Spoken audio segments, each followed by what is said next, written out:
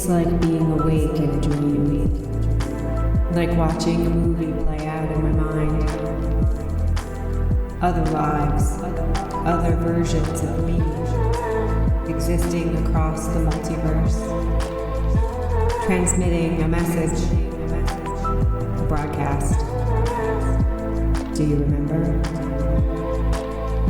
We're all eternal, stars wandering through infinity, on a quantum journey back to self. Are you ready?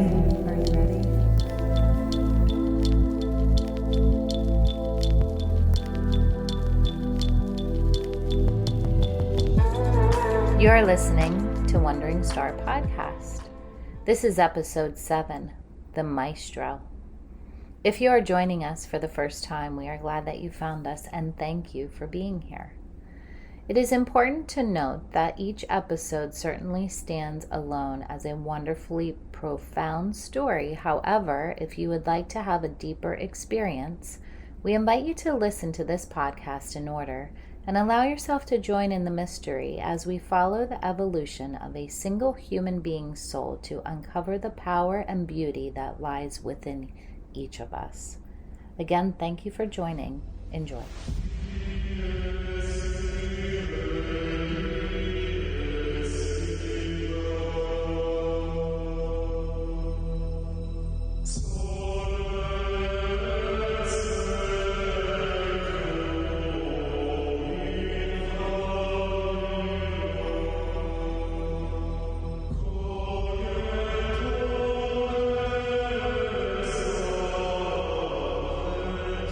Crystalline white snow, painted red. A faint smile on my lifeless face. The white wolf approaches. I feel his gratitude. He lets out a lonesome howl. I ride the waves of its resonance. Let it carry me away. I feel the presence of my parents drawing me up to the white light. An ecstatic reunion, a homecoming, unity, rejuvenation. I drop onto the grid. Ahead of me, a glowing line, brighter than the others. The path ahead, exciting and curious. The beauty almost inexplicable. Clusters of energy are scattered around the grid, points where the light is more concentrated, like a constellation. A golden thread appears, weaving together the fabric of existence. Spinning down the golden thread, I step into the dream. A baby, swathed in a white blanket, sleeping quietly in a basket. A circle of white pillar candles surrounds him.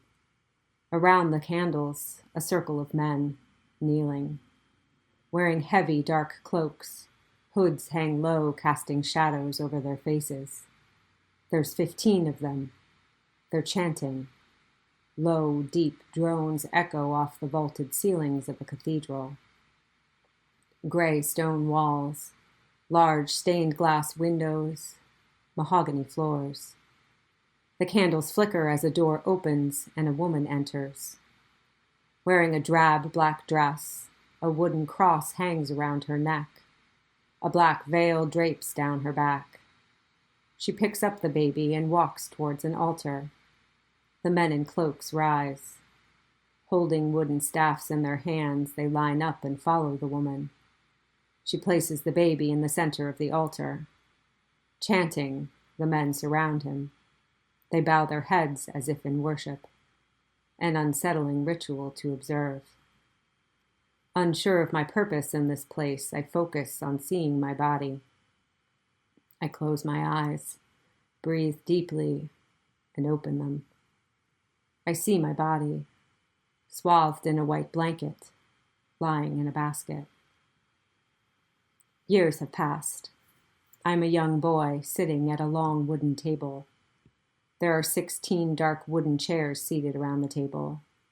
I'm sitting on one, alone. My legs dangle off the high-backed chair. My brown leather shoes are ill-fitting, scuffed. I'm wearing black wool socks pulled up to my knees, black breeches, a black wool pea coat. A grim-faced woman wearing a black dress brings me a bowl of porridge. It's gray and thick. I push it away from me. This place is cold, bleak, devoid of joy. I live here, a convent attached to the cathedral. There's no other kids around, just me and a couple of nuns, and the men that wear the dark cloaks. The nuns keep an eye on me, but I spend my days mostly alone. It's boring here. I have no friends. There's not much to do. I like to wander off. I discovered a tunnel in the basement of the convent. Actually, a labyrinth of tunnels that span out beneath the small village above. You can move around under the village through this maze of tunnels. Many exits are closed off, but I found one that isn't. I exit the tunnel into the basement of a house. I run up the stone stairs and into a kitchen. Bambino! A plump lady with dark brown hair and a warm smile is happy to see me. She hugs me tight. I call her Mamalina. She has a tray of food she's taking into the bedroom. She motions for me to follow her. In the small bedroom, her husband lays in bed, sick. He smiles at me and pats me on the head, but he's too weak to speak. She gives him some soup and takes me back into the kitchen. It's cozy. A small wooden table with 2 chairs sits in front of a window. Outside, clothes are hanging out to dry in the warm afternoon sun. There are lemon and fig trees. Purple lavender paints the green rolling hills. Dried herbs hang all over the house. Rosemary, lavender, oregano. It was the smell that drew me here the first time. Fresh baked bread, garlic, spices. The smells wafted down into the tunnel. I couldn't help but follow the scent. The food at the convent is bland, made without love. Mamalina tells me to sit, then gives me a big bowl of soup and some warm bread. Mamalina doesn't have any kids. She likes when I visit. I sneak here at least once a week. It's the only place I've ever been outside the convent. I slurp the last drops of my soup and hop out of my chair. I must get back before someone figures out I'm gone. I sneak out of the tunnel back into the basement of the convent and creep up the stairs. A nun finds me tiptoeing up to my room. A tight-lipped scowl on her ashen face, she grabs my arm tightly and asks me where I have been. I lie and say I was outside playing under the olive tree. She glares at me closely. Her dark, hollow eyes are skeptical. She releases my arm and barks at me to go to my room. My room is dismal, bare, icy stone walls, dark wood floors, no windows, nothing but a wooden bed. I'm not supposed to leave here. I'm not allowed to leave here. The men in the dark cloaks think I need to be sheltered here, that there's something special about me they have to keep safe. I don't understand what they're talking about. I feel like a prisoner. It's nighttime now, inside the cathedral. I'm sitting on a small throne at the front of the church. The altar is in front of me. It's dark except for the flickering glow of the candles. The men are wearing dark cloaks and chanting again. The chanting echoes off the vaulted ceilings. The resonance is eerie. An icy chill runs through me. I try to ignore them.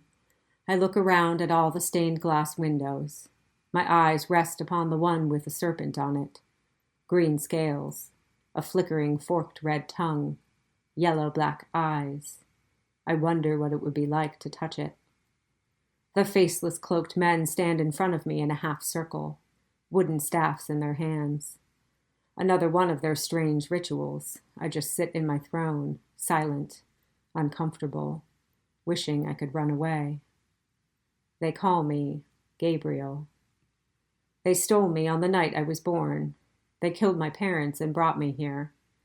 This place is a fortress. Inside the fortress, the cathedral, the convent, and a grassy area outside with a few olive trees. It's enclosed by a high stone wall. Thick wood and iron gates are the only exit, and they're almost always locked. Once a week they open the tall gates and people from the village come in for church service. This is my favorite day. I sit in the front row on the hard wooden bench next to the nuns. I like to look around at all the people. I see my friend, Mamalina. She smiles and gives me a wink. Nobody can know I visit her. She knows this, though she doesn't quite know why. When the villagers come for service, the men wear nice white robes. They smile and act normal. Nobody knows I'm a prisoner here. Nobody knows they killed my parents. They all think I'm an orphan, that these men saved me. I'm afraid of what they would do if I tell anyone, so I say nothing. After the service is over, everyone leaves and they close the gates. Lamenting my isolation, I run to the olive tree and climb onto a low-hanging branch. I've never been outside the gates except for when I sneak through the tunnels to Mamalina's. I wonder what it would be like to be free. Sitting in the olive tree, dreaming of a world outside this fortress, I hear a sound. It starts as a faint rumble, then grows to a resounding thunder of horse hooves fast approaching. One of the nuns yells for me to come inside right away. I run to the back of the convent and sneak down into the basement. The men on horses break down the gate and enter the fortress. I hear loud, angry voices and screaming. I run into the tunnel and try to figure out where to go. I don't want to go to Mamalina's. I'm afraid of what they will do if they find me there. I hear footsteps in the tunnel and run faster through the labyrinth. Finally, I see a thin ray of sunlight cutting through the darkness.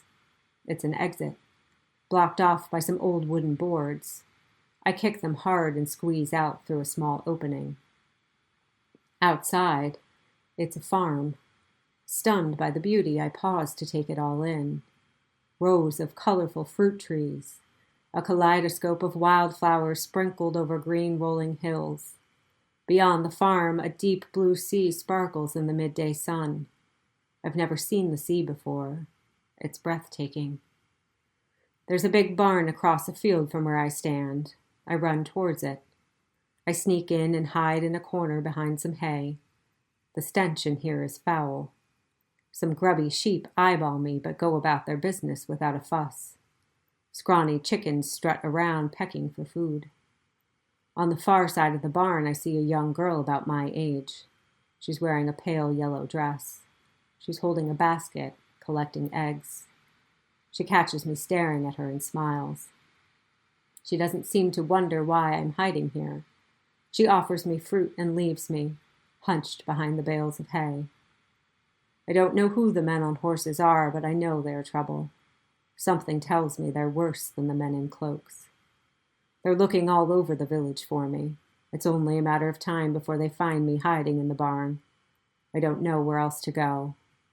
Night falls and I drift off to sleep. I awaken to the sound of the horse's neigh just outside the barn. The door creaks open and a tall man wearing all black walks towards me.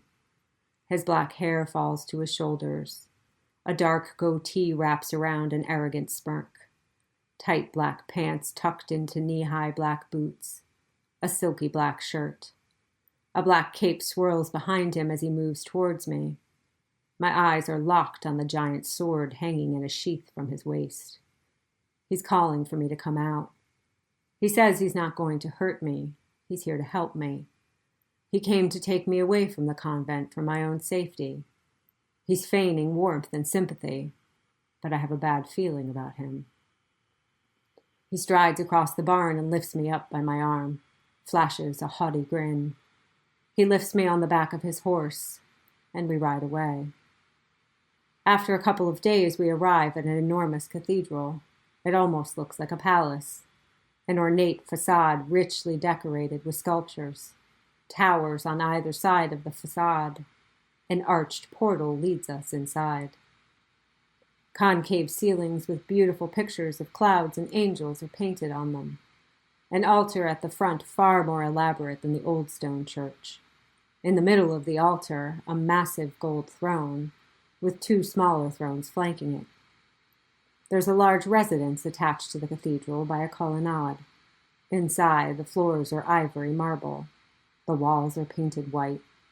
Elaborate moldings decorate the ceiling. Oil paintings of saints deck the walls in heavy gold frames. It's much brighter here. The convent was dark and depressing. But this place is also surrounded by a high wall. Once again, I'm locked in a fortress. A few years pass. I'm a young teenager. The smell of frankincense lingers in the air.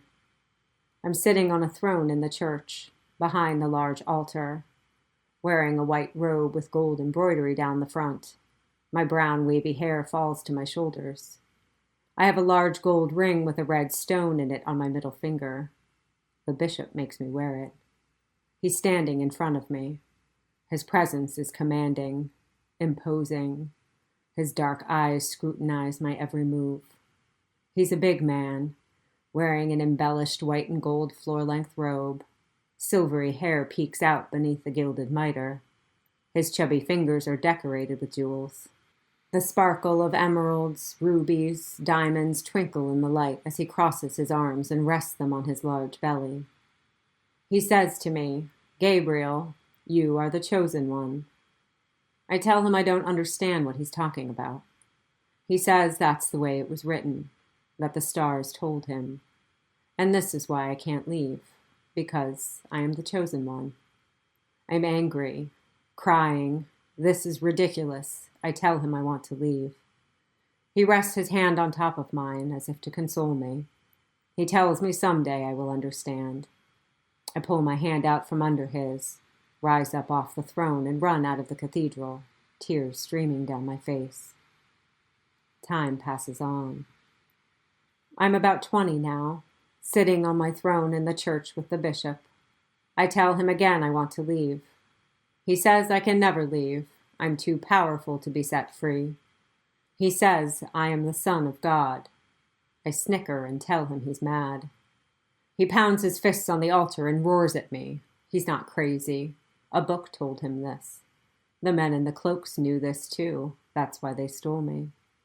He tells me about this book, a black leather-bound book with a gold R embroidered on the front of it. In this book, a story of a boy who was born at the same place and the same time as I was, and it is said that this boy will hold great powers. This is how they knew when and where I was going to be born. This supposed book told them. He tells me the men in cloaks should never have had me. They were going to use my powers for evil. The bishop says he would never have killed my parents. He claims to just want to understand a secret. Because of the mysterious book with the R on it, he thinks I will be able to unlock the secret for him. I don't believe him. He makes me sit at the altar. He puts a book in front of me. Not the book with the R on it, a large gold-plated book with jewels embedded on the cover. There's something in the book he wants me to figure out. Something missing he thinks I will uncover. The bishop says Abraham wrote this book. This book contains an ancient truth that has been lost over time, and it's my job to unearth it. The book is written in Latin. I don't speak Latin. I push it away from me and tell the bishop he needs to figure it out. I can't understand it. He picks it up and slams it down in front of me. He tells me I don't have a choice. This is my destiny. I must do as he says. A flash of anger in his dark eyes. Something shifted in him. He's never been mean to me, just strange and creepy. But something is different. I now clearly see who he is. Even if I could uncover this so-called mystery, I would never share it with him. I now know without a doubt he can't be trusted. Time passes and the bishop becomes frustrated with me. I keep telling him I still don't understand the gold book, that whatever he's searching for, I am not the one to show him. He won't accept this. He sits with me every day and presses me for more information. He's growing impatient, highly irritable. The more I see him reveal himself, the more I understand he cannot be trusted. He just wants this knowledge so he can attain more wealth and power, not to grow spiritually, as he says. But it's me that has a secret. I actually do begin to understand the book. The message slowly unfolds, bit by bit, as I'm forced to read the book day after day. There's a chant I figured out. I only sing it when the bishop isn't around. If I sing the chant, a bright light radiates from the book. The louder I chant, the brighter the light grows. Mora kara haram, mora kara. The way to the kingdom is within. I chant it over and over with great focus. The light coming from the book expands. The altar begins to shake. The cathedral begins to vibrate. The hairs on my arms and neck stick up. My body buzzes. Something has been activated. I press on. A white light radiates from my body. I almost feel myself outside of my body. The resonance amplifies with deep concentration. I stop. The light fades. The vibration stops. But my body tingles. I'm not sure what just happened, but I know the bishop can't find out. A few months pass.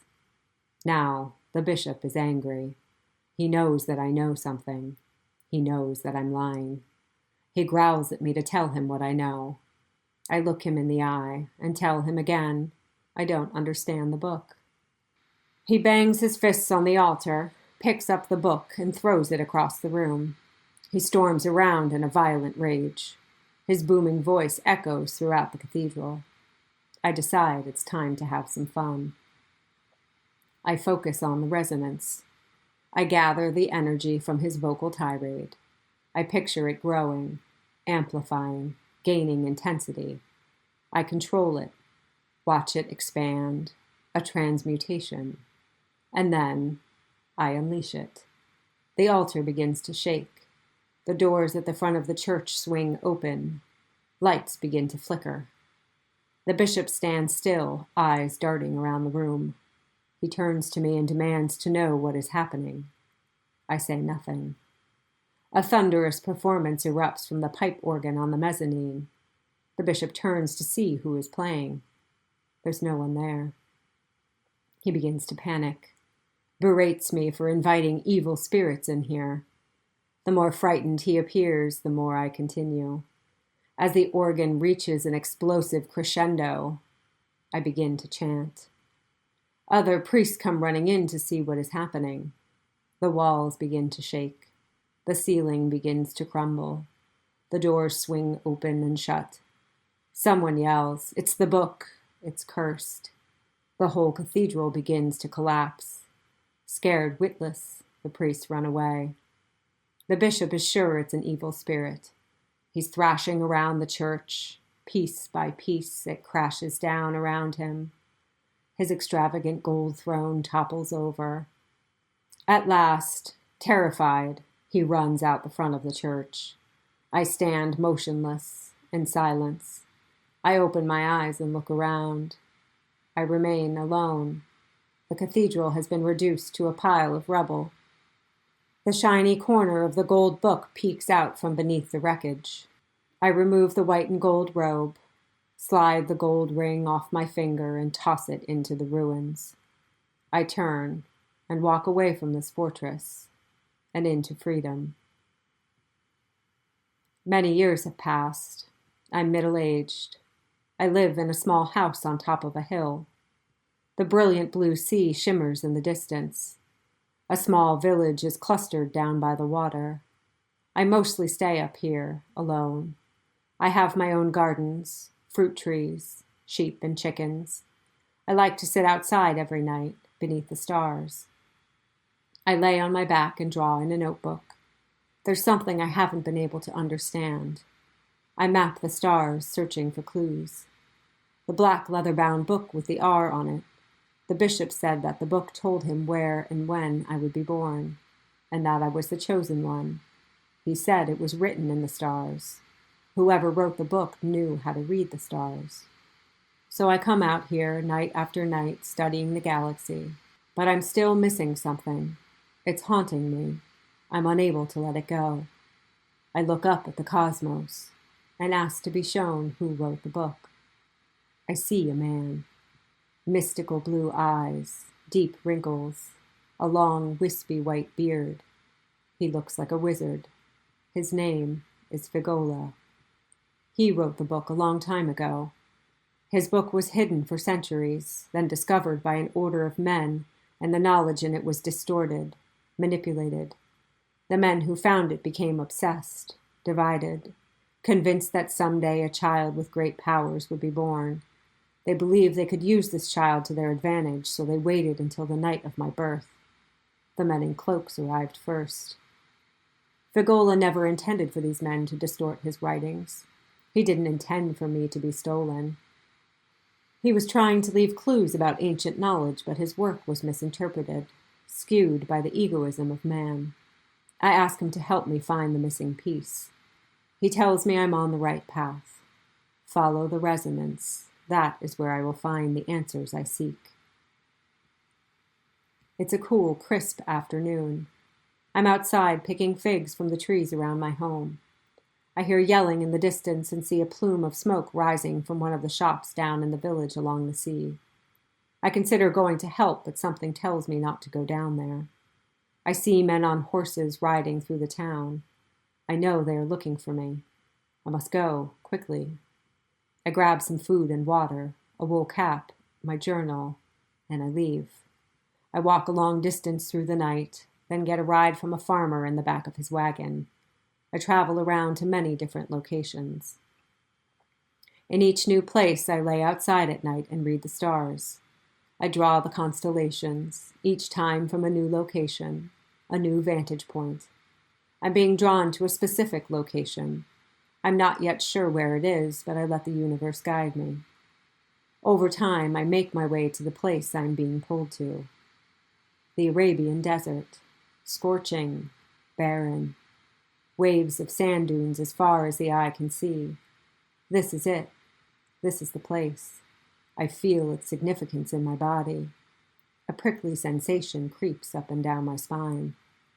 Laying on the desert floor, I gaze up at the galaxy. A gust of wind sweeps through and a thick cloud of dust looms across the horizon. My eyes burn from the sand stuck in the corners. I'm parched. I take a tiny sip of water. I don't have much left. The dust begins to settle, and out of the cloud appear two men on camels, dressed in all black with black headscarves on. Only their eyes are visible. Long, sweeping swords hang from their hips. They demand to know what I am doing out here, at this exact spot, alone. I pretend not to understand. I say nothing. I try to hide my notebook underneath my shirt, but one of them sees me. He jumps off his camel and barks at me to hand it over. I pretend not to understand. He pulls me up by the shoulders and my notebook falls to the ground. He opens it up and shuffles through the pages, slams it shut. He pulls me towards him, his face just inches from mine. His inky black eyes are dangerous. They glare at me, threaten me. He grabs me and throws me on the back of his camel. By daylight, we arrive in a village. It's small. People stare at me as we ride into town. They throw me into a cave sloped into the earth. The opening is closed off by thick iron rods. They leave me here alone for days with no food or water. Someone finally comes and drags me out of the cave. He takes me to a man. He's sitting outside beneath the shade of an olive tree. He appears to be gluttonous. A large man with a protruding belly. A decadent spread of food surrounds him. He jeers at me. A piece of bread is stuck in his bushy black beard.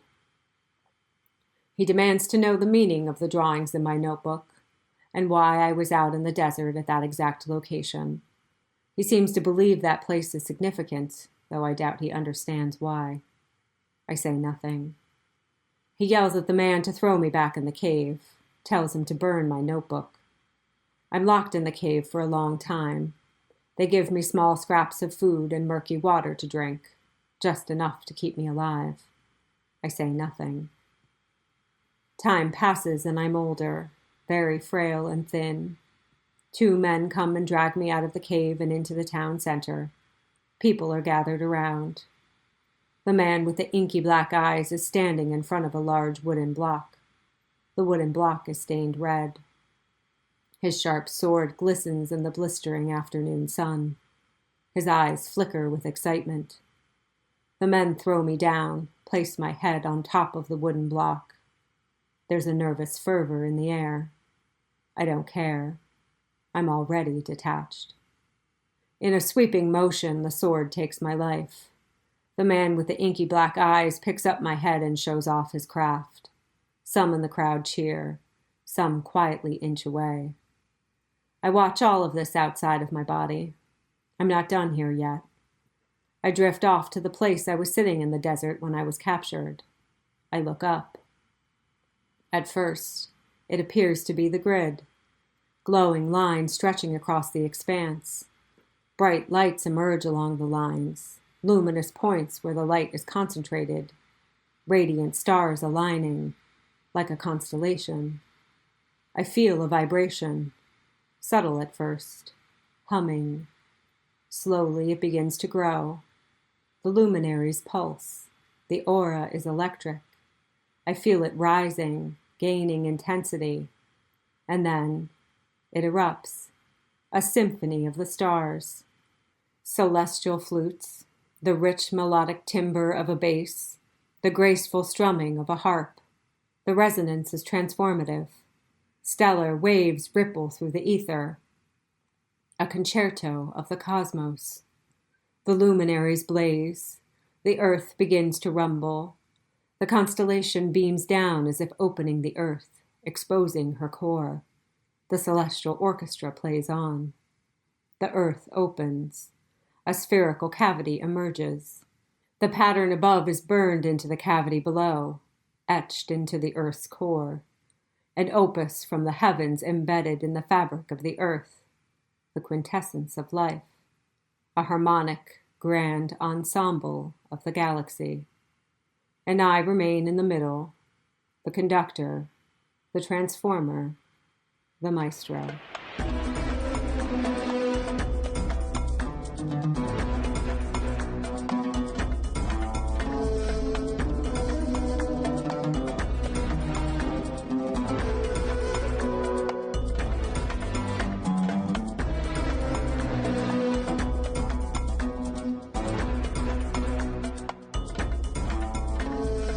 And we're back.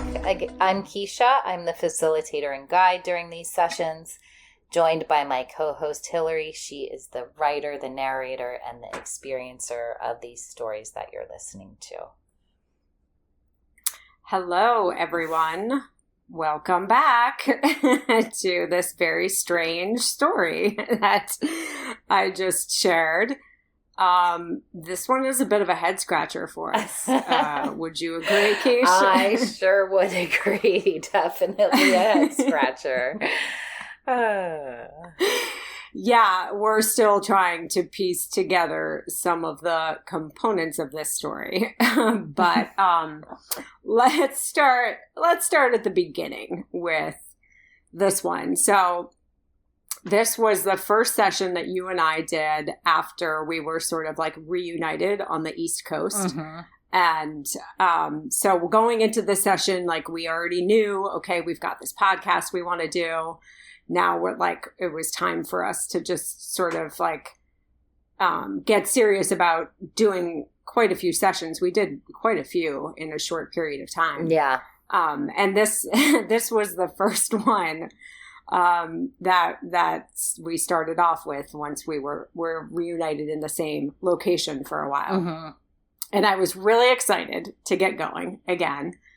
And, but I gotta tell you, coming into this one was like kind of creepy when, I was telling you what was going on. It was like, really unsettling. I mean, I see this baby and it's like, okay, there's this baby. And then it was like surrounded by these big pillar candles.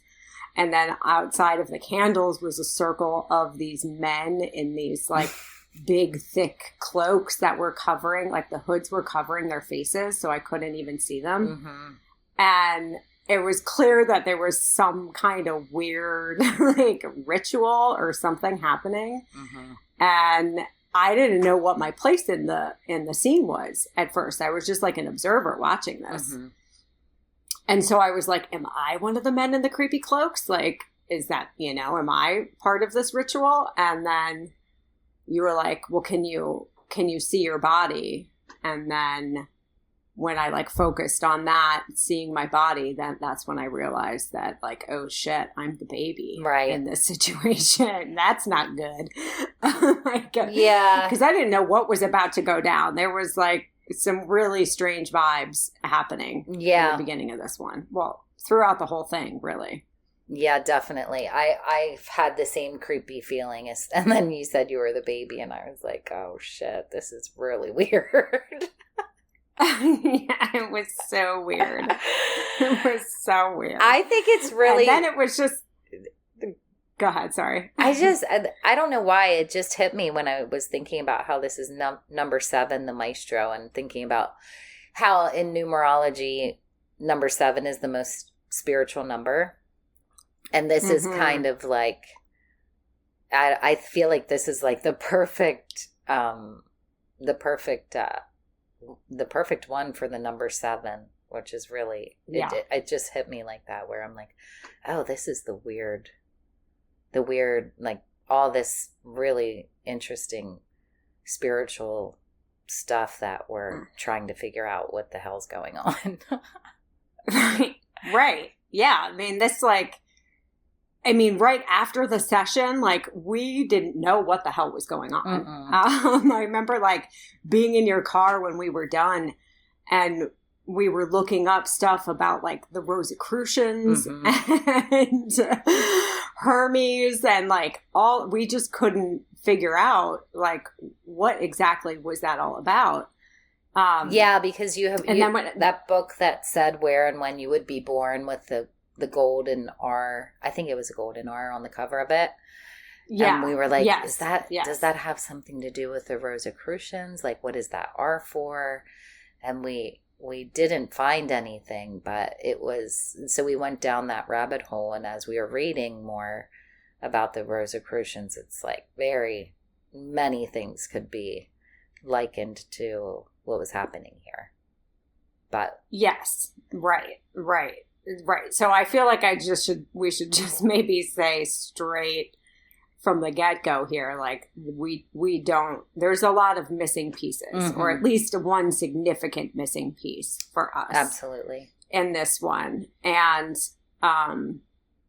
so when, like, right afterwards, we weren't clear on what had happened, like, what we were missing. And then when I went to write this one again, I was like, when I wrote this one, it was intense, okay? Like, really intense. I felt this, like, in my body. I felt, like, a lot of physical discomfort when I was writing this one. I was having trouble sleeping at night. Like, I couldn't stop thinking about it and couldn't stop, like, wondering what the missing piece was. And then I wrote it and I read it to you, and we were still both just like, all right, let's step away for a minute, like, sleep on it, come back the next day. And it was like, I was still missing something. And I'm like, holed up in this cabin, and I know, like, looking up all this shit on, like, the Rosicrucians and archangels, and I'm reading Bible verses, and I was even, like, listening to, like, weird YouTube videos about who Archangel Gabriel was. And, like, my husband was a little worried about me when I was writing this one, because he's like, are you good? And I was, like, trying to ask him for any input, and he was just like, dude, I don't know what you're talking about. I'm sorry. But, yeah, it's a real head scratcher, like we said. So I have to just I just have to share this really quickly, because it cracks me up so much that this is one of the moments where in our text feed from I've had, like, all the links that we've shared for years on my phone, because I don't clean anything out. And this is pretty much the moment where shit gets real weird in the links that we have in our text feed to each other, because just when it used to be all this crazy worldly doom and gloom stuff at the beginning of the pandemic and all that craziness. And so it's like all this, all this gray smoke shit, right? And and then all of a sudden it turns into, like, archangels and the Rosicrucians and Melchizedek and like all this. It's like Thoth and Hermes. You would never ever think that these links were coming from the same person. The same person. No. Absolutely. No, not at all. That's where this has taken me. Yeah. Which is amazing. It's amazing. And it's also like really fun because I'm learning a lot of stuff that I never would have even really considered before. As an atheist, absolutely not. Right, of course, as an atheist. And I mean, even writing this one, I was reading about like the architecture of cathedrals in Italy and stuff like that, just to like make sure that I was using the proper words and stuff. Because we definitely both got the vibe that this one was taking place in Italy. Right.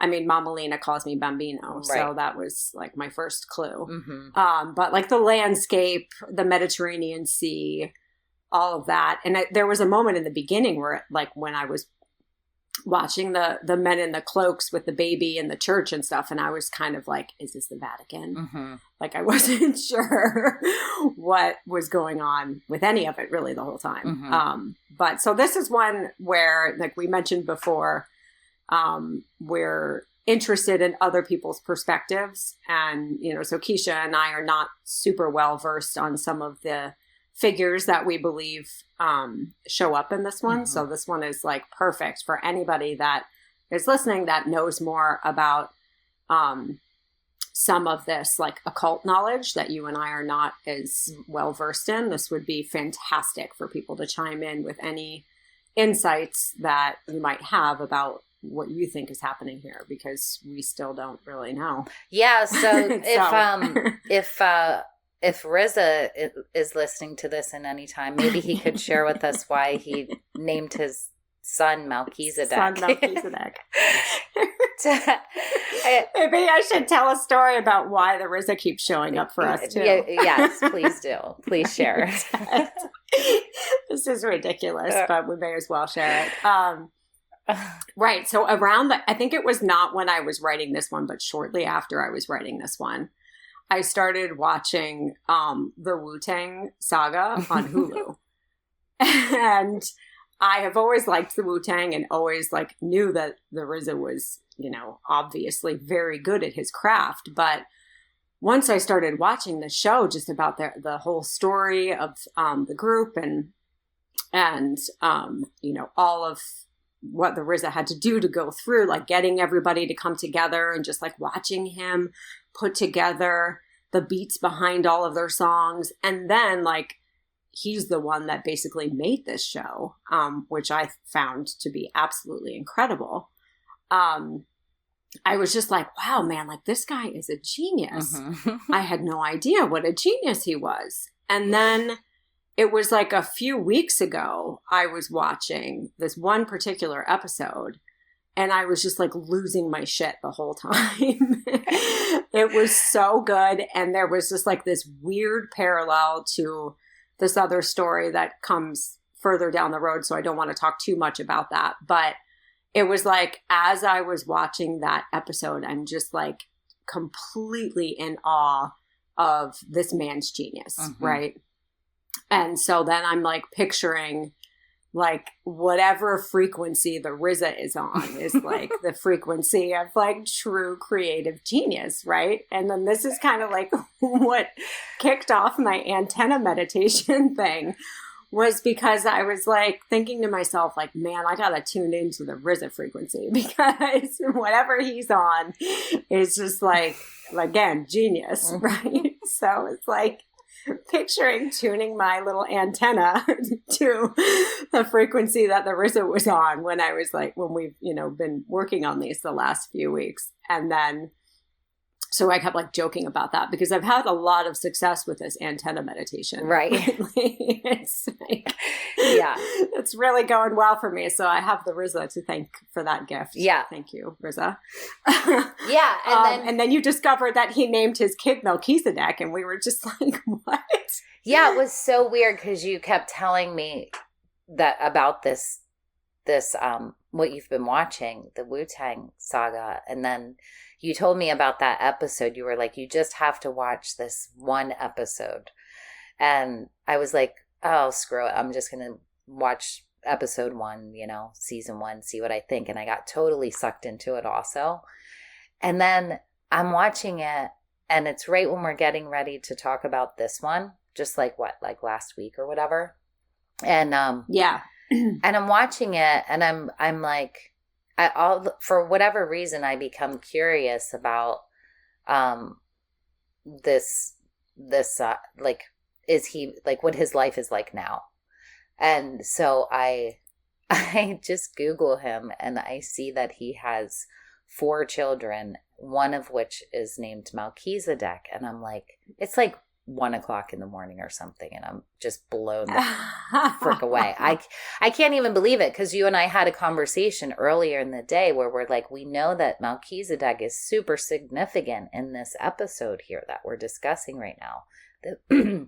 And we don't really know anything about Melchizedek. He's like a tough dude to find decent information on for some reason. Yeah, because he might not even be a dude. He's just like an energy or an angel, yes, or some people think, or whatever. And I texted that to you, and we were both just like, what the hell? Like, how is this even possible? Like, who names their child Melchizedek? So, the RZA does. Yeah. So anyway. He can get away with that shit. Yeah. If I named my kid Melchizedek, people would be like, no, that doesn't work for you. You go more with like names like Gary. Gary and Walter. Yes. That's what I named my dog. Right. Exactly. Your children are Gary and Walter and Turnip. Yes, and Turnip. All names of my dogs. Mm-hmm. Yes. Anyhow. Yeah. There's a lot of interesting synchronicities that surround all of these, and as we've been moving through these, it's pretty wild. Mm-hmm. But one thing I do want to say before we talk too much about this, about how much we don't know about this episode, I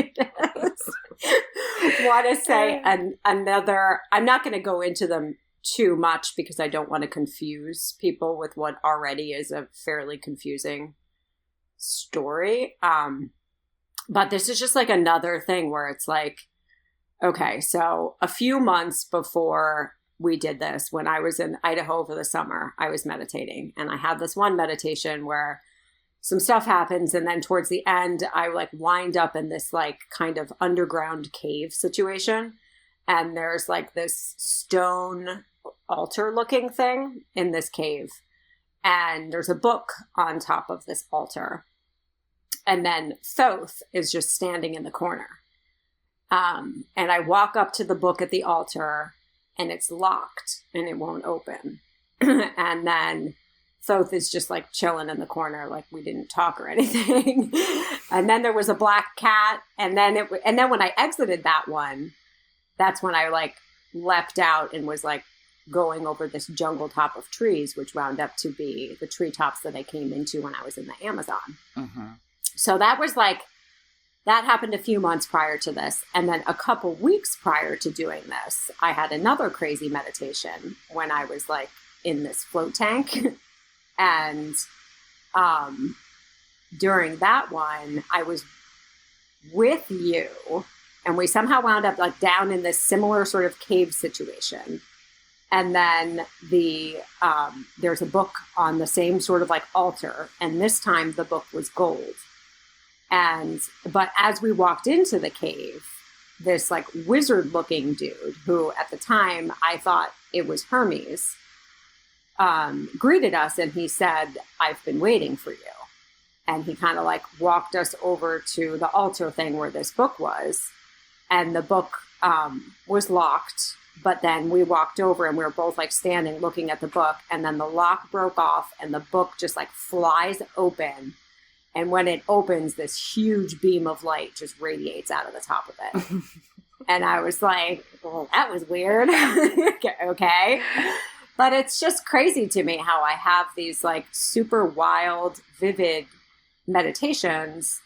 And then like a month or however long later, it's like that same sort of thing will show up in one of these sessions. Mm-hmm. It's pretty wild. Absolutely. So after that one, I was already sort of like, I kind of had Hermes on my mind after that one, because I was like, you know, what was he doing in the cave waiting for us? And why was he waiting for us? What's with the book? You know, why is it gold and the light shooting out of it? And then we go into this life and it's like, okay, you know, I'm this kid that's basically held captive for up until I think I was like 20 years old, from literally the night that I'm born. These creepy men in cloaks steal me and keep me captive at their little fortress. And then these other guys steal me. And then I'm forced to live in this new like convent type thing with like this bishop breathing down my neck all the time about, you know, these books that he wants me to interpret for him. And it was like that same freaking book, the gold book in this one. Yeah. It's pretty wild. It's so interesting.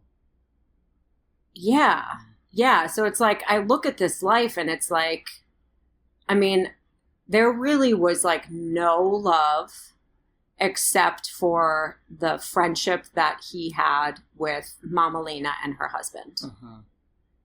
I mean, that other than that, there's like absolutely no relationships besides the, you know, this creepy relationship with the bishop, really. Or, you know, I mean, like the nuns that were around when he was a kid, I just had this feeling that like I hated them. I hated being there. I hated everybody that was there. But I just kind of kept to myself and I never tried to escape or anything because I was afraid of what they were going to do. Isn't that interesting though? Because you just made me think about like, because I think so in all of the other ones, there was a significant amount of love and beauty in all of them up until this point. Like, even though horrible things were happening, there was still this obvious beauty in the world, right?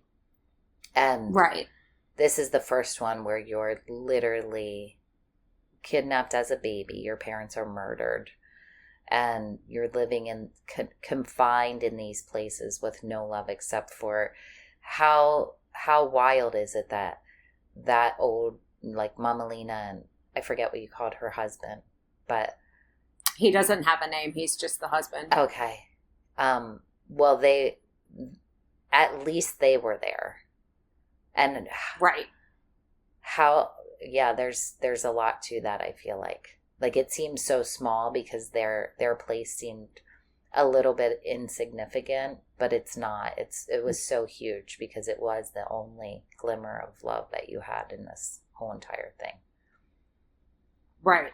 Right. Yes. And I cared about them deeply. Like, that's why I didn't run to her house when the men on the horses came to steal me, was because I didn't want to, you know, draw any problems, like lead them, you know, straight to her house. I obviously truly cared for her. Like, she was like the only mother figure or grandmother figure, whatever, that I had.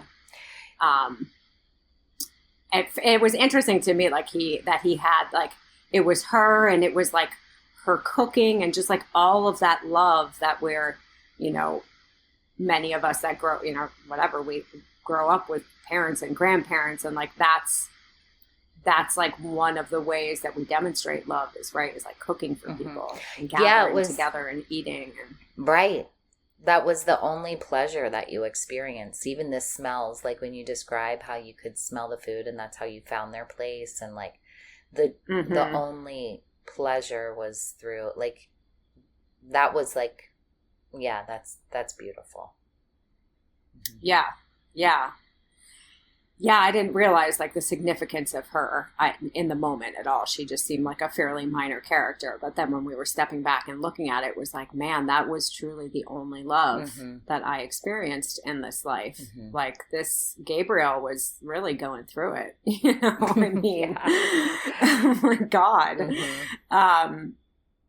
Yeah, so it's like this bishop guy, right? Like, to me, he carried, again, that same energy as, let's see, like the first, you know, starting in the first one, the pirate with the gold tooth, and then he was the dad in the Egypt life, and then he was the leader of the army that locked me in the basement when I was the girl in the Amazon. And like, here he is again, right? Holding me captive. I have absolutely no freedom for the first 20 years of my life too, which I think is really significant. Being held captive and having zero freedom to do anything that I wanted to. Like there wasn't even any like books, like there was nothing besides like, I had to go sit in this like church with this guy and try to like interpret this gold book that he had for me. And like, what? I have no idea what's going on. But this one, we're like, so there's the two books. There's the book with the R on it, right? And that's the book that he says told them all, like this order of men, whoever these people were, that this kid was going to be born at this, on this night at this location. And for whatever reason, they all think that I'm, going to have all these crazy powers and be able to, I don't know, help them uncover secrets or, gain more power and wealth is what I kind of assumed. Like these dudes didn't seem like they were just like on this pure spiritual crest, right? It was all about like attaining more power was the way I perceived it, especially from the bishop. I mean, from all of them. Like if you go and kill someone's parents the night they're born and then steal them, like obviously there's some malintent happening there. Right. But yeah, like having absolutely no freedom, I think is very significant in this one. I think like the quest for freedom is pretty important through a lot of these. And we've also kind of explained that that's like been a prominent thing in my personal life as well. Absolutely. And so, right. So it's like, okay. Then he gives me this gold book and makes me read this. Right. And like in the session, I just remember almost feeling just like, God, like, I just don't know. I didn't understand any of this truly. And then, like looking through this book and he's pressing me like, there's a secret in here. There's a secret in here. And he's saying all kinds of creepy stuff. Like you're the chosen one. You're the son of God. Like in the session, I'm telling you this stuff and I'm just like, what is happening? Right. Like, this guy's off the shits, right? Really. But then I told you like, no, like I actually figured out the secret from the book.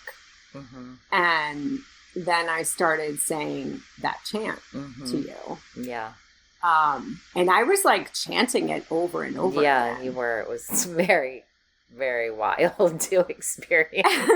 You took a picture of me in this one too, and it's really creepy. I just remembered that. Do you remember that picture you took of me when I was laying there? Absolutely. And I look very different. It's very strange. I absolutely remember very clearly. Yeah. And then we were convinced that there was like absolutely something with the chant that we needed to like harness ourselves. So after the session, we both went home and then we were like, okay, how did this go? I'm kind of forgetting. Like, I remember I had like this idea because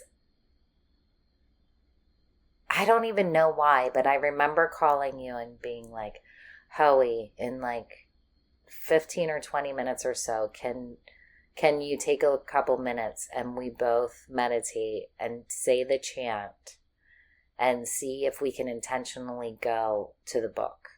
And we can open the book. Remember? Yes, exactly. So then, yes. And I was like, of course, I'm down. Yeah. And so I was like lying in bed. So we were like, okay, we're going to do it right now. And then just like one of us will call the other when we're done or whatever.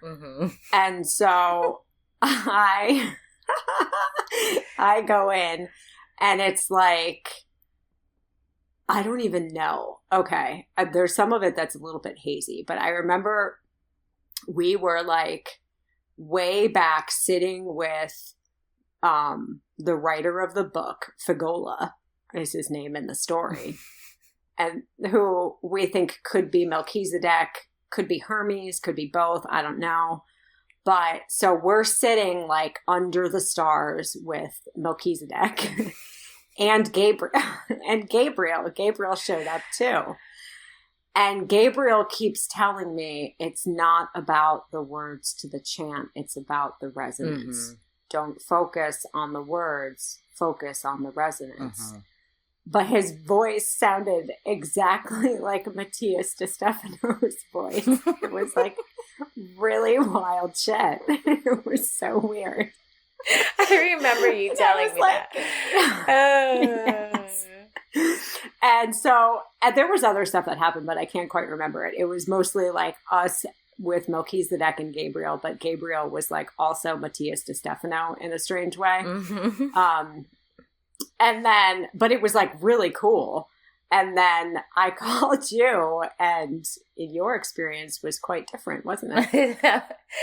Yeah. So my experience was, I'm intentionally trying to go meet you at the book, and I hear this voice say, before you can, oh no, we were at the book, but I hear this voice say, before you can open the book, you have to understand this first. And then I see the witch with the red eyes from number 2 in Africa. Right. And right. I'm like, oh no, what? And so it was like, so just really quickly, I've always been this person that's like really prided myself on, I don't worry about evil spirits or spells, or I don't have to purify, even though I like, Palo Santo and sage, and I do these things, whatever. Like I believe in these things, but I don't personally believe that I need to protect myself, that God is within me, and I've known that my entire life, and I'm always protected. I've believed this my entire life. And in this moment, it was like I had to understand something about the possibility of, like I had to understand more what that witch represents. And so a part that I think I didn't really want to come to terms with is that those parts are within all of us, including me. Right. And I think that's all I really need to say about it. But so that was my experience. My experience was, no, you have to go back to number 2 when we started this thing and understand what that actually meant first. And I was like, shit. Right. Yeah. Go back to start. Yes, exactly. Do not pass go. Yeah. Do not collect $200. Yeah. You suck. Nope. Get back. Go back to the witch. Yes. Well, wasn't there like a brief moment too where you thought you were like, you were the witch? Yeah, then? That's what it was. It was like showing me that it was like showing me that I had to accept that I was her. Right. And it was almost as if I was like, I wasn't necessarily looking through her eyes, but I was definitely feeling what she was feeling. And so I had this, that's when I had the understanding that, oh, these people aren't just like these evil people that eat children. This is a whole, this is not about that. This is something way deeper beyond anything that I can comprehend, really. But it was I had to accept that witch is a part of me, and I am a part of, we are all a part of each other. And I've kind of just lived my life thinking, oh, I'm not any of those. Like, even though I know that I've definitely lived lives where I've had to be on that side, like logically in my brain, I've always believed that. But in this lifetime, no, I'm not any of those things. Right. It can't possibly be the witch. Yeah, right? It can't possibly be. Right. I'm nothing. I'm all love and light, and I'm just I had to had to face that reality in this moment for sure. Because if not, I don't get to read the book. Yeah, right. Sorry, Keish. It's on lockdown for you. Yeah. Right. Uh-huh. But I thought it was cool too. Like if you like just the meditations that I had where it was like when I went by myself, the book wouldn't open. And then when the two of us went into the cave and Hermes was waiting for us, then the book opened. I know, but I thought that was interesting. I also think it's very interesting that it's such bright white light that we can't even see what's in the book. Yeah, no, we've never, I have no idea what's in the book. Mm-hmm. Yeah. Yeah, I've never been shown. Or the book with the R on it. I've like meditated on that too, and I don't have any kind of clear answers about that. And so, like, basically we just had to get to a point where we accepted that with this one. Yeah. Because I wrote this and then read it to you, like the same version that I just read in this episode. Read it to you, but we both were feeling like there was still a missing piece. To me, I was like, okay, why did he go? What is with the exact location? Right? Like, why is it this one specific spot? What is it with the like constellations in the sky? Like, is that what drew him to this place? In the session, I mentioned Sirius, the star Sirius. Right. So then I was looking up, I mean, when I say that I was going down rabbit hole after rabbit hole with this one, like it was bonkers. Like I'm looking up constellations and then I was thinking like, well, maybe the constellations up there are all like the different archangels. And this is just like Gabriel, you know, once he dies, he becomes an archangel or something. And he goes up and joins this constellation because at the beginning of this one, it was like I could see that those points of light on the grid that I said, like they formed a pattern like a constellation. And then that was the same one that was like, you know, you drew up in the sky and then etched into, and I drew it. That's right. I drew it. Right. So it was like, I don't know. And we looked at my drawing and compared that to all different constellations. And there wasn't really much of a similar, like the one it looked like the most was Virgo, I believe, which is, interesting because that's my sun sign. I'm a Virgo. But there was just like, there's so many little things that I still wasn't clear on, but I was like, after I finished writing this one, I had to step away for a little bit because it just really took a toll on me. And I was like, I need to move forward and go on to the next one. But I was still kind of looking up things here and there. And then I thought I had an idea of what it was. And it definitely had something to do with like this whole archangel situation. But I still was like, I'm just going to let it be. I'm going to finish writing the rest of these. And then I'm going to circle back and finish this one once I've got the rest of them done. And so I never really went back to finish, to, you know, put the final touches on this one until a couple weeks ago. And I'm like looking through, I saved all of these like open tabs of information. And of course I like go to open them and it's like page won't load and I couldn't find the links anymore. And then we were talking and I was just like, I feel like this one is just supposed to be the way that it is. Like there is something that I feel that is missing from the story, but I honestly don't know exactly what it is. And I didn't want to just like make something up and put it in, you know, that I didn't feel comfortable with, or like that wasn't really what was going on. We kind of just thought, well, maybe this is one where people could chime in and say like, oh, like I know a lot about Melchizedek. Like maybe this is the situation or whatever it is. Maybe it has nothing to do with Melchizedek. I really don't know. But I definitely have some Melchizedek vibes from like Figola, the when I was visited by him, like the wizard looking dude. And so, but the one interesting thing I did find about Melchizedek was that, and I didn't realize this when I read The Alchemist. I don't think I was aware of Melchizedek at that point. But I thought this was interesting that Melchizedek actually appears to Santiago, who's like the main character in The Alchemist. And Santiago is like on this quest to find out, or to find his personal legend, like his soul's purpose, right? And Melchizedek shows up to him and gives him these like kind of little clues to kind of guide him along his way. And that's supposedly like one of the things that Melchizedek does is he comes to people when they're on a quest for their personal legend. Mm-hmm. And so I believe that that is what Gabriel was doing. He's on this personal legend really to just like find out the truth. And then, but I also think that it was like for me as well, because I believe that this is my personal legend, what we've been working on. 100%. And yeah. Mm-hmm. Yeah. So I'm sorry. Go ahead.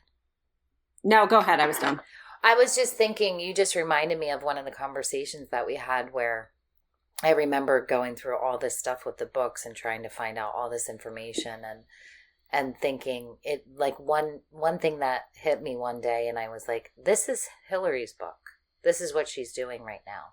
Like this is, and I feel like that's how all of these teachings, they all kind of blend together. Like, Melchizedek is Hermes, and Melchizedek is all of these different people, and is not really a physical person, but sometimes he's interpreted as a physical person. And I remember the one thing that you sent me, there was a description where it said he's this heavenly being who it's his job to gather the purified light streams from the universe and deposit them into the treasury of light. And when I think about that book and the light coming out of it, I just remember thinking, I think this book could also be this, what you're sharing in a different, like all of these books have the same information in them, like right. And so even though this is 2023 and we're doing this thing that we have no idea what we're doing, but this information is coming from a very pure place. That's obvious. And so it's coming from somewhere way beyond you. And it's, to me, it's definitely, I think the same place that all of these books are written from. It's coming from a divine place and of pure consciousness. And right. And so this book could be also, who knows? Right. I mean, that's the beauty of it. I think like once I stopped trying to, like, I was kind of beating myself up a little bit when I was writing this about not understanding it fully. Mm-hmm. And then I was just finally got to a place of acceptance where it's just like, no, like this is what it is. And maybe maybe something will piece together for me in a little while, who knows, or maybe somebody will have some insight that will like, kind of make it all come together. But where we're at now, it's just like, I accept that this is, it's like open to so many different interpretations. And that's what I think is really cool about a lot of these, not just this one, but so many of them, every single one of them really. Mm-hmm. I think there's like so many different ways to interpret it, so many different messages or lessons that you could get from them. And so I just have to admit that I don't know shit when it comes to this one. That's basically it. And I do think that's the beauty of it, though, because it is a great example of where you're coming from and how this information is coming through that you have no idea about yet again. And in this huge way, I mean, this one's in a huge way. And we were having a conversation recently where you were talking about how I think you should share about how even the power that you had and that you knew, you made this building crumble, this cathedral crumble all around you. Right. I think you should talk about that a little bit more, because that understanding you came to was, I think, probably the most important, one of the most important things about this one, I think. Right. Yeah, you read my mind. I was just thinking about that. Oh, good. Yeah, I think this one, this is really interesting again, to look at this as like, okay, so Gabriel understands this chant, right? And he understands then that he has this power within him. Okay. And so he figures out, okay, to me, it was like, he basically had no other choice, truly. other than to like make this cathedral crumble, right? Or else he's going to be held captive in here his entire life. Right. And so he realizes that he can do this chant, and then the, this white light comes from the book, and the altar shakes, and things crumble, and he can feel it in his body, right? He can feel that buzzing going on in his body. And then the bishop pushes him basically to the point, like I said, where he doesn't have any other choice. And he's just like, all right, you asked for it, here you go. And he unleashes this power. He learns how to take the emotions, the energy that's coming from the bishop and manipulate it, right? It's like he figures out alchemy here, right? And he figures out how to transmute that energy and use it, for his benefit. And then he makes that entire place crumble to the ground. And that in the session, I mean, that was nuts, that part of it. Like I could feel that in my body. Absolutely. Big time. And, I could see it in your body. Yeah. Yeah. I can still see like the whole thing happening. It's pretty wild. But that's what needed to be done. But then I find it just like really interesting then too. And I really hadn't thought about this until we just had this conversation recently. And it was like, okay, so he understands that he has this insane amount of power, right? Like enough power to make this old cathedral crumble down to just a pile of ruins. Okay. Yet he never uses that again. He escapes from this, this captivity, and goes off and lives on top of a mountain and just like picks figs and like draws the stars in his journal, right? Like he doesn't, like he could have gone straight to the cathedral with the men in cloaks, right? And been like, screw you bitches, and like made that whole thing collapse. Right. You killed my parents. But he didn't. Yeah. Yeah. Yeah. Like unleashed the wrath on these people that caused him all this suffering. But he doesn't do any of that. He just goes and like lives this peaceful life. And it's truly just this quest for truth that he's on then. Like that's all he cares about. And I believe that's why he's visited by Melchizedek then. Like if he started running around just like making shit crumble to the ground everywhere, I think things would have gone a lot differently for him. Yeah. But he doesn't do that. He just truly wants to find out the truth. He's obsessed with that book with the R on it because, of course, that's the book that told these men like to go steal him. So he wants to figure out, well, what's the situation with this book, right? Like who wrote it? Why did they write this stuff? Like, So that's totally understandable. And then when we were following that even further, it was like, and he doesn't even do that at the end. Like when he's captured in the Arabian desert, in that moment, he could have like, harnessed a sandstorm and like made an escape or whatever. He could have like blasted his way out of the cave that he was in, but he didn't. Right. And so I think that's a like interesting point to think about. Yeah. Right. It's like, why? Yeah. Why doesn't he do that? Why does he just lets them keep him in there and is like wasting away?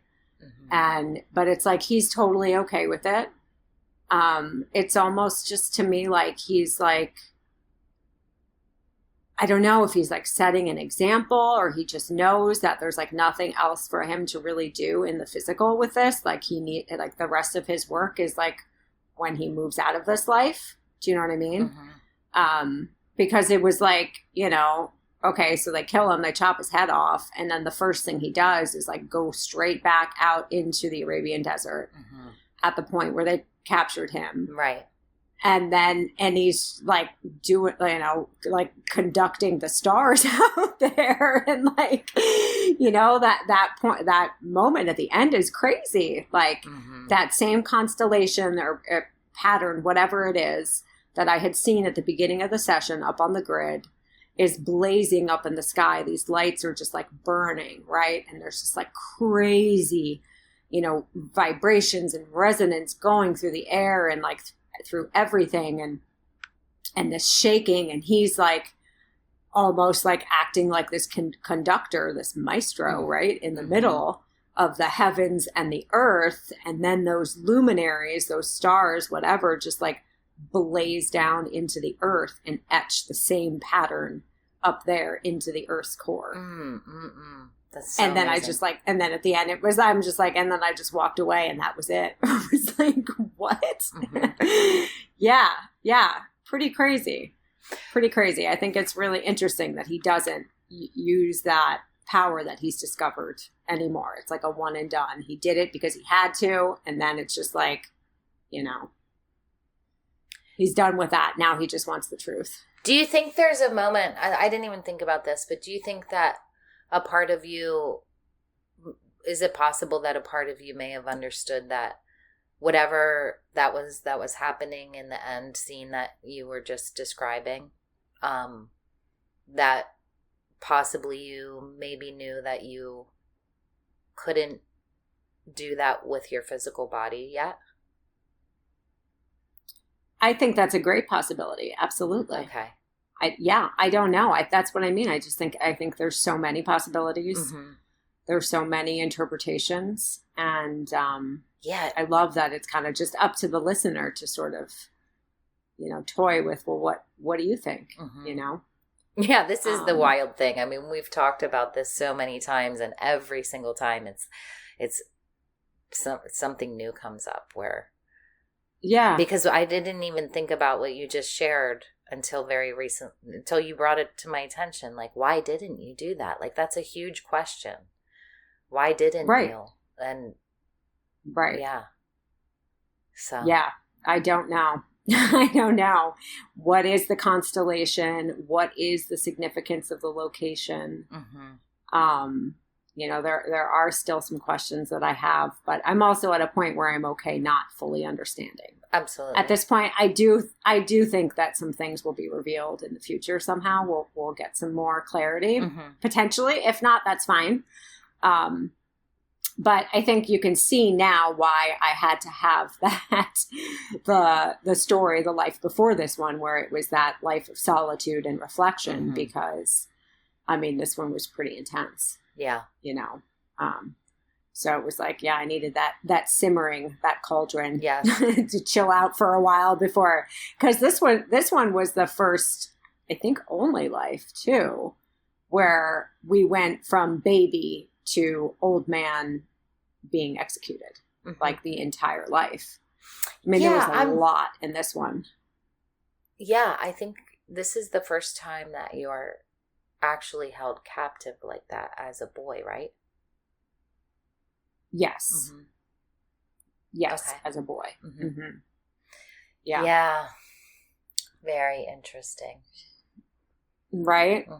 Well, so again, we welcome interpretations, insights, ideas, whatever it is, especially about this one, because we're at a loss essentially for some of these things. So if you think you have some ideas, can mention something in the comments or reach out to us on social media. And we will be doing some, we do some YouTube videos on the side too, where we can do some more in-depth discussion on some of this stuff as well. Absolutely. So yeah. Anything else you want to mention about this one? I think that's it. Yeah. Yeah. Pretty much. Okay. It doesn't make any sense, and yet it makes perfect sense in some way. I don't know. Well, that's the thing with especially some of the ones to come too, which I think is so crazy. It's like it makes perfect sense and it makes absolutely no sense at the same time. And yes, it's pretty fascinating. Yeah, it really is. So, and that's absolutely true because that's basically how I summarize this one. It's like it makes absolute perfect sense and no sense at all. So, yeah. Yep. All right. Well, thank you guys for listening. Thank you. And we'll see you next week. Ciao for now.